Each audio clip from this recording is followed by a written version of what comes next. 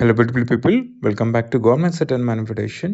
So ನೋಡಿ, ನಿಮ್ಮ ಒಂದು ಲೈಫ್ ಅಲ್ಲಿ ನೀವೇನು ಆಸೆಗಳನ್ನ ಪಡ್ತಿದ್ದೀರಾ, ಏನೋ ಡಿಸೈರ್ಸ್ ಇರ್ಬೋದು, ಡ್ರೀಮ್ಸ್ ಇರ್ಬೋದು, ಎಲ್ಲದನ್ನು ಕೂಡ ನೀವು ಪಡಿಬಹುದು. ಓಕೆ, ಈ ಒಂದು ಪ್ರಪಂಚದಲ್ಲಿ ಎಲ್ಲದನ್ನು ಕೂಡ ನಿಮ್ಮೊಂದು ಜೀವನದಲ್ಲಿ ಎಕ್ಸಿಸ್ಟ್ ಇರುತ್ತೆ.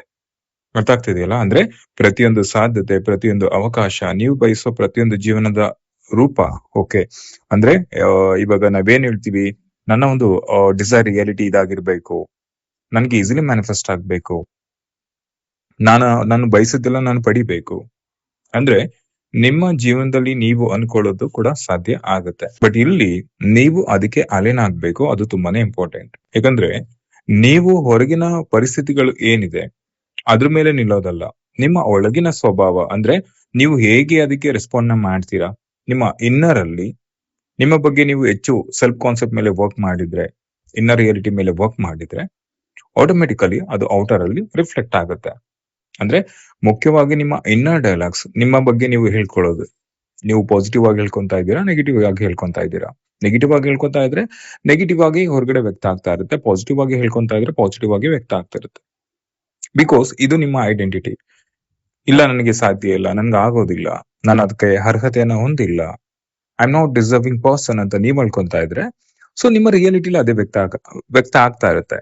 ಅದೇ ನೀವು ಇಲ್ಲ, ನನಗಿದು ಸಾಧ್ಯ ಆಗುತ್ತೆ, I deserve for this, I deserve for job, I deserve for money, I deserve for success, I deserve for all the abundance, everything, ಈ ರೀತಿಯಾಗಿ ಹೇಳ್ಕೊಂಡಾಗ ಆಟೋಮೆಟಿಕಲಿ ಅದು ಹೊರಗಡೆ ರಿಫ್ಲೆಕ್ಟ್ ಆಗುತ್ತೆ. ಅಂದ್ರೆ ಇಲ್ಲಿ ನೀವು ಹೊರಗಿನ ಜಗತ್ ಏನಿದೆ, 3D ಏನಿದೆ, ಓಕೆ, ಈ ಒಂದು ಕರೆಂಟ್ ರಿಯಾಲಿಟಿ ಏನಿದೆ ಅದನ್ನ ಬದಲಾಯಿಸ್ಕೊಂಡು ಹೋಗೋದಲ್ಲ, ಹೊರಗಡೆಯಿಂದ ನೀವು ಚೇಂಜ್ ಮಾಡೋದಕ್ಕೆ ಟ್ರೈ ಮಾಡ್ತಿರ್ತೀರಾ, 3D ಜೊತೆ ಫೈಟ್ ನ ಮಾಡ್ತಿರ್ತೀರಾ, ಇದು ಯಾಕೆ ಆಗ್ತಿಲ್ಲ, ಯಾಕೆ ಸರಿ ಆಗ್ತಿಲ್ಲ ಅಂತ. ನಿಮ್ಮ ಒಳಗಡೆ ಚೇಂಜಸ್ ನ ಮಾಡೋದಿಲ್ಲ.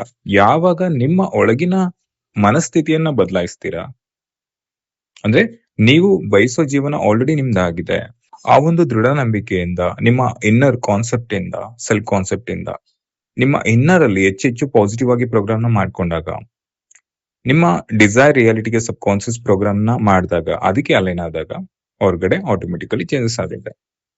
ನೀವು ಹೇಳ್ಕೊಳ್ಳಿ, ಓಕೆ, ಅಂದ್ರೆ ನಾನು ಈಗಾಗಲೇ ನನ್ನ ಬಯಸಿದ ವಾಸ್ತವಿಕತೆಯೊಂದಿಗೆ ಒಂದಾಗಿದ್ದೇನೆ, ಎಲ್ಲವೂ ಈಗಾಗಲೇ ಅಸ್ತಿತ್ವದಲ್ಲಿದೆ ಮತ್ತು ನಾನು ನನ್ನ ಒಳಗಿನ ಸ್ಥಿತಿಯ ಮೂಲಕ ಅದನ್ನ ಅನುಭವಿಸ್ತಾ ಇದ್ದೇನೆ. ಅಂದ್ರೆ ನನ್ನ ಒಳಗಿನ ನನ್ನ ಇನ್ನರ್ ಡೈಲಾಗ್ಸ್ ಏನಿದೆ, ಸಂಭಾಷಣೆಗಳು ನಿಮಗೆ ನೀವು ಮಾಡ್ತಾ ಇರ್ತಿರಲ್ಲ, ನಿಮಗೆ ನೀವೇ ಮಾತಾಡ್ಕೊಂತಾ ಇರ್ತಿರಲ್ವಾ ನಿಮ್ಮ ಮನಸ್ಸಲ್ಲಿ, ಪಾಸಿಟಿವ್ಲಿ ಇದ್ದಾಗ ಅದು ನಿಮ್ಮ ಜೀವನವನ್ನ ಬ್ಯೂಟಿಫುಲ್ ಆಗಿ ಅಲೈನ್ ಮಾಡುತ್ತೆ. ನನ್ನ ನಂಬಿಕೆಗಳು ನನ್ನ ಹೊಸ ವಾಸ್ತವಿಕತೆಯನ್ನ ಸುಲಭವಾಗಿ ಸೃಷ್ಟಿಸ್ತದೆ.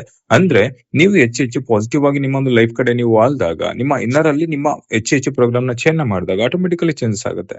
ನಾನು ನನ್ನ ಒಳಗಿನ ಆತ್ಮದ ಧ್ವನಿಯನ್ನ ಮಾತ್ರ ನಂಬುತ್ತೇನೆ. ಅಂದ್ರೆ ನೋಡಿ, ನಿಮ್ಮ ಒಳಗಡೆ ಶಕ್ತಿ ಇರೋಂಥದ್ದು, ಆ ಡಿವೈನ್ ಶಕ್ತಿ ಇರುವಂತದ್ದು, ಯೂನಿವರ್ಸ್ ನ ಪವರ್ ಇರುವಂತದ್ದು. ಓಕೆ, ಹಾಗಾಗಿ ನಿಮ್ಮ ಒಳಗಿನ ಶಕ್ತಿಯನ್ನ ನೀವು ನಂಬಬೇಕು. ನಾನು ಬಯಸುವ ಜೀವನ ಈಗಾಗಲೇ ನನ್ನದಾಗಿದೆ ಅಂದ್ರೆ ನೀವು ಬಯಸೋ ಜೀವನ ಆಲ್ರೆಡಿ ನಿಮ್ದಾಗಿರುತ್ತೆ. ಓಕೆ, ಬಟ್ ನೀವು ಆ ಒಂದು ಅಲೈನ್ಮೆಂಟ್ ನ ಮಾಡ್ಕೋಬೇಕು, ಆ ಒಂದು ಸಬ್ ಕಾನ್ಸಿಯಸ್ ಪ್ರೋಗ್ರಾಮ್ ನ ಮಾಡ್ಕೋಬೇಕು. ತಿಳಿತಿದೆಯಲ್ಲ ನಿಮ್ಗೆ? ಅಂದ್ರೆ ಇಲ್ಲಿ ನೋಡಿ, ನೀವೇನು ಯೋಚಿಸ್ತೀರಾ ನೀವ್ ಅದಾಗ್ತೀರಾ, ಹೌದಲ್ವಾ? ಅಂದ್ರೆ you are the creator of your life. ನೀವು ಹೇಳ್ಕೊಳ್ಳಿ, ನನ್ನ ಪ್ರತಿಯೊಂದು ಆಲೋಚನೆ ನನ್ನ ಬಯಸಿದ ವಾಸ್ತವಿಕತೆಯೊಂದಿಗೆ ಹೊಂದಿಕೆ ಆಗುತ್ತೆ. ಅಂದ್ರೆ ನನ್ನ ಡಿಸೈರ್ ರಿಯಾಲಿಟಿ ಮೇಲೆ ನಾನು ಏನ್ ವರ್ಕ್ ಮಾಡ್ತೀನಿ ಅದು ಆಗುತ್ತೆ. ನಾನು ಈಗಾಗಲೇ ಪೂರ್ಣನಾಗಿದ್ದೇನೆ, ಸಮೃದ್ಧನಾಗಿದ್ದೇನೆ ಮತ್ತು ಯಶಸ್ವಿಯಾಗಿದ್ದೇನೆ. ಇದನ್ನ ಹೆಚ್ಚು ರಿಪೀಟ್ ನ ಮಾಡ್ತಾ ಬನ್ನಿ. ನನ್ನ ಒಳಗಿನ ಜಗತ್ತು ಬದಲಾಗುತ್ತಿರುವಂತೆ ನನ್ನ ಹೊರಗಿನ ಜಗತ್ತು ಅದನ್ನ ಪ್ರತಿಬಿಂಬಿಸುತ್ತದೆ. ಅಂದ್ರೆ ನೀವು ಹೆಚ್ಚು ಇನ್ನರ್ ಸೆಲ್ಫ್ ಕಾನ್ಸೆಪ್ಟ್ ಮೇಲೆ ವರ್ಕ್ ಮಾಡಿದಾಗ, ನಿಮ್ಮ ಇನ್ನರ್ ಐಡೆಂಟಿಟಿ ಶಿಪ್ ಮೇಲೆ ವರ್ಕ್ ಮಾಡಿದಾಗ ಆಟೋಮೆಟಿಕಲಿ ಎಲ್ಲವೂ ಕೂಡ ಬದಲಾವಣೆ ಆಗುತ್ತೆ. ಸೊ ಇದನ್ನ ಫಾಲೋ ಅಪ್ ನ ಮಾಡ್ಕೊಳ್ಳಿ, ಇಂಪ್ಲಿಮೆಂಟ್ ನ ಮಾಡ್ಕೊಳ್ಳಿ. Thank you so much.